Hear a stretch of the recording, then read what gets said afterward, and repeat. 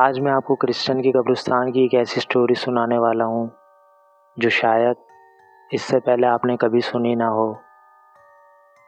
अस्सलाम वालेकुम फ्रेंड्स, मेरा नाम अरबाज़ है और मैं हॉरर स्टोरी क्रिएटर हूँ। इस स्टोरी को कंप्लीट वॉच कीजिएगा क्योंकि ये स्टोरी बहुत खौफनाक होने वाली है। चलें बढ़ते हैं इस स्टोरी की तरफ।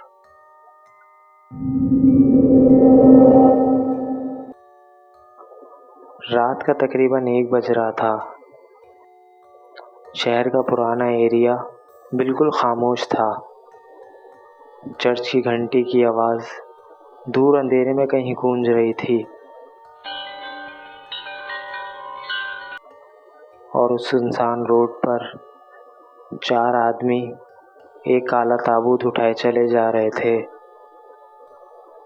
सबने सिया कपड़े पहने हुए थे, चेहरे उदास और आंखों में अजीब सा डर, क्योंकि ये कोई नॉर्मल ताबूत नहीं था। चर्च के फादर ने उन्हें वार्निंग दी थी, रास्ते में ताबूत को मत खोलना, चाहे अंदर से कुछ भी सुनाई दे। लेकिन किसी को समझ नहीं आई कि फादर ने ऐसा क्यों कहा। ताबूत पुराना था, काली लकड़ी का बना हुआ और उस पर अजीब से निशान खुदे हुए थे, जैसे किसी ने नाखूनों से स्क्रैच बनाए हों। उन 4 आदमियों में से एक ने धीरे से पूछा, अंदर कौन है? दूसरे ने फौरन कहा, यहाँ नाम लेना मना है। रोड सुनसान था, स्ट्रीट लाइट्स हल्की हल्की ब्लिंक कर रही थीं और हर ब्लिंक के बाद ऐसा लगता जैसे वो उनके और करीब आ रहा हो। आवाज़ ताबूत के अंदर से आ रही थी। सबके कदम रुक गए। एक ने घबराकर कहा, ये आवाज़? दूसरा आदमी पसीने साफ करते हुए बोला, शायद लकड़ी की आवाज़ है। इस बार आवाज़ बहुत ज़ोर से आई, बिल्कुल अंदर से, जैसे कोई बंद आदमी बाहर निकलना चाहता हो। पीछे चलने वाला आदमी डर गया और उसके हाथ से ताबूत का कोना छूट गया। ताबूत ज़मीन पर गिरा और उसके गिरते ही पूरी गली की लाइट्स बंद हो गईं। अंधेरा गहरा था और बिल्कुल खामोश। फिर अंधेरे में किसी के सांस लेने की आवाज़ आई, एकदम करीब से। एक आदमी ने मोबाइल फ्लैशलाइट ऑन की। रोशनी सीधा ताबूत पर पड़ी और सबके चेहरे सफ़ेद पड़ गए। ताबूत का ढक्कन धीरे धीरे हिल रहा था, अंदर से कोई पुश कर रहा हो जैसे। फादर की वार्निंग सबको याद आ गई, ताबूत को मत खोलना। लेकिन अब देर हो चुकी थी। ढक्कन धीरे धीरे खुलने लगा। एक आदमी ने क्रॉस पकड़ लिया, दूसरा ज़ोर ज़ोर से प्रेयर पढ़ने लगा।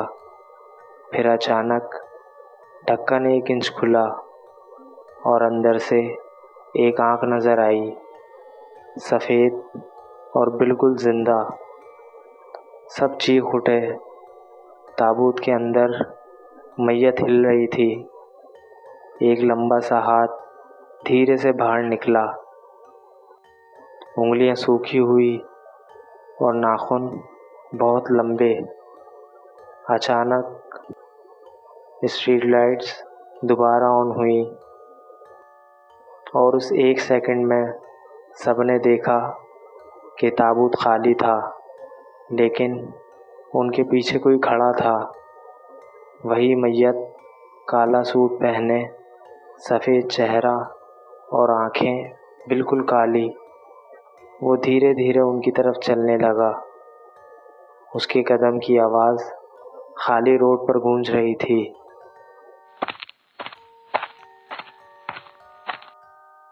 चारों आदमी जान बचाकर भागे, लेकिन एक आदमी पीछे रह गया। उसकी चीख पूरी गली में गूंजी। फिर सब कुछ खामोश हो गया। अगली सुबह चर्च के बाहर वही काला ताबूत दोबारा मिला, एकदम बंद, और उस पर खून से लिखा था, he is not dead. Father ने फ़ौरन ताबूत को चर्च के नीचे पुराने बेसमेंट में बंद कर दिया और उस कमरे को जंजीरों से लॉक कर दिया। लेकिन आज भी हर संडे रात चर्च के नीचे बेसमेंट से वही नॉकिंग की आवाज़ पूरी रात आती रही। कोई भी सो नहीं सका। फादर गैब्रियल चर्च के हॉल में अकेले बैठे थे। उनके हाथ कांप रहे थे और आंखें पूरी रात जागने की वजह से लाल हो चुकी थीं। सुबह होने तक एक और अजीब बात हुई। चर्च के नीचे वाला फ्लोर अंदर की तरफ से स्क्रैच हो रहा था, जैसे कोई जंजीरों को खींच रहा हो।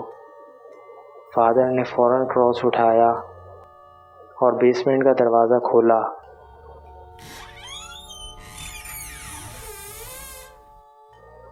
अंदर एकदम अंधेरा था। सर्द हवा और नीचे से आने वाली सड़ने वाली बू।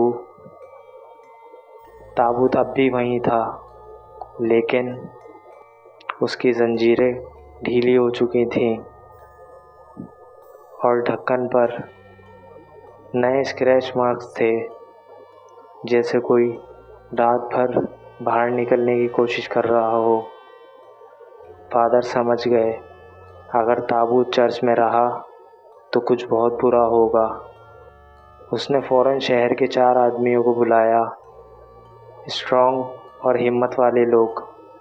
उनके नाम थे डेविड, सिमन, रॉबर्ट और इलियास।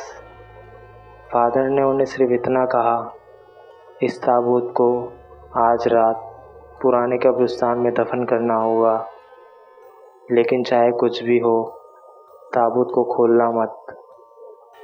चारों ने एक दूसरे को देखा। उन्हें लगा ये बस कोई पुरानी रस्म होगी, लेकिन चर्च के अंदर की हवा कुछ और ही कह रही थी। रात के 12 बजे चारों ने काला ताबूत उठाया और चर्च से बाहर निकले। रोड एकदम खाली था, ना कोई गाड़ी, ना कोई इंसान, सिर्फ उनके कदमों की आवाज़ और ताबूत के अंदर से हल्की हल्की नॉकिंग। सिमन ने घबरा कर पूछा, ये आवाज़ रोज़ आती है? डेविड ने धीरे से कहा, बस चलते रहो। जितने वो कब्रिस्तान के करीब जा रहे थे, उतनी ही हवा सर्द होती जा रही थी और ताबूत पहले से ज़्यादा भारी था, जैसे अंदर कोई जिंदा लेटा हो। फिर इलियास अचानक रुक गया। उसने धीरे से कहा, हम 4 थे ना? सब ने फ़ौरन मुड़कर देखा। उनके पीछे एक और आदमी चल रहा था, काला सूट, सफ़ेद चेहरा और आंखें बिल्कुल काली।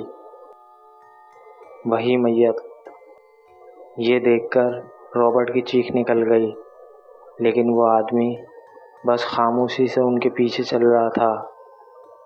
इस बार नॉकिंग ताबूत के अंदर से नहीं, बल्कि रोड के नीचे से आ रही थी, जैसे कोई ज़मीन के अंदर से नॉक कर रहा हो। चारों ने कदम तेज़ कर दिए।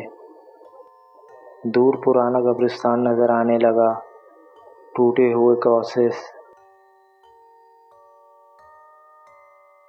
और धुंध में डूबी हुई कब्रें। कब्रिस्तान का गेट खुद ब खुद खुल गया।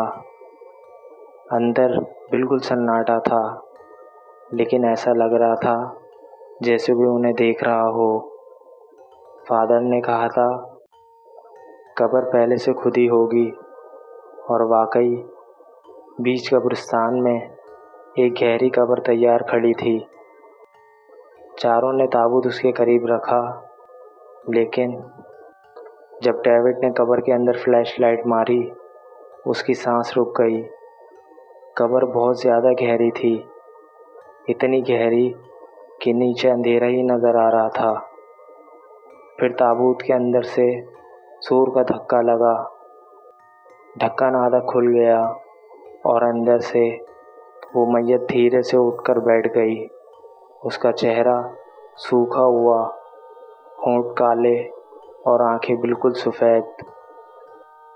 रॉबर्ट डर के मारे पीछे हटा, लेकिन उसका पाँव मिट्टी में धंस गया। कब्र के अंदर से दर्जनों हाथ निकले, सूखे हुए, काले, और उन्होंने रॉबर्ट की टांगें पकड़ लीं। रॉबर्ट ज़ोर से चीखने लगा, लेकिन वो हाथ उसे नीचे की तरफ खींच रहे थे। अंधेरे में डेविड भागने लगा, लेकिन कब्रिस्तान का गेट बंद हो चुका था। अब पूरा कब्रिस्तान नॉकिंग की आवाज़ से भर चुका था। हर कब्र अंदर से नॉक कर रही थी। सिवन पागलों की तरह कुछ ना कुछ पढ़ रहा था, लेकिन उसके पीछे वही मैयत खड़ी थी। उसने धीरे से सिमन के कंधे पर हाथ रखा और फुसफुसाया। अगले ही सेकंड सिमन भी चीखता हुआ अंधेरे में घसीट लिया गया। इलियास और डेविड अब अकेले रह गए थे। उन्होंने ताबूत को कब्र में धक्का देने की कोशिश की, लेकिन ताबूत खुद हिल रहा था, जैसे अंदर कुछ जाग रहा हो।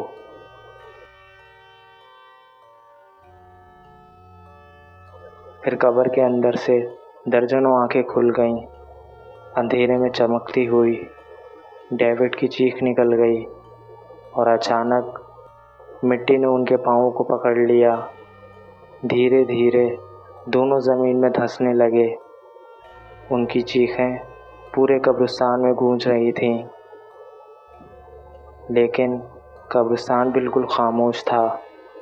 आखिरी चीज़ जो उन्होंने देखी वो काला ताबूत था, जो धीरे धीरे खुद कब्र के अंदर उतर रहा था, और उसके साथ वो चारों भी जिंदा उसी कब्र में दफन हो गए। अगली सुबह कब्रिस्तान बिल्कुल नॉर्मल था। ना कोई कब्र खुली, ना कोई निशान। सिर्फ बीच कब्रिस्तान में एक नया क्रॉस लगा हुआ था और उस पर लिखा था, now they belong to him. हमारी कहानियाँ अगर आपको अच्छी लगती हैं तो प्लीज़ लाइक कीजिए, सब्सक्राइब कीजिए और हाँ, शेयर करना मत भूलिएगा।